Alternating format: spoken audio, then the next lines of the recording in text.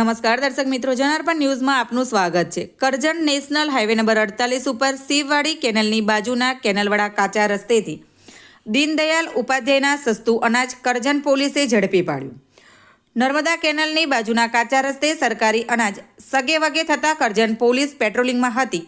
તે દરમિયાન શંકા જતા પૂછપરછમાં શંકાસ્પદ માલ જણાતા પોલીસે માલનો જથ્થો કબજે કર્યો, જેમાં ચોખા 50 કિલોના 120 કટ્ટા, ઘઉંના 50 કિલોના 60 કટ્ટા, ચનાના 50 કિલોના 5 કટ્ટા એમ કુલ 2.38 તેમજ અન્ય મુદ્દામાલ 7.48 લાખના મુદ્દામાલ સાથે એક ઈસમની ધરપકડ કરી હતી।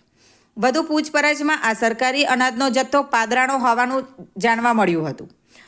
કરજણ પોલીસે કરજણ મામલતદાર તેમજ પાદરા મામલતદારને જાણ કરી વધુ આગળની તપાસ હાથ ધરી છે। Bureau report, જનાર્પણ news. આવા જ નવા સમાચાર જોવા માટે જોડાઈને રહો જનાર્પણ ન્યૂઝ સાથે। અમારી ચેનલને લાઇક કરો, શેર કરો, સબસ્ક્રાઇબ કરો। ધન્યવાદ।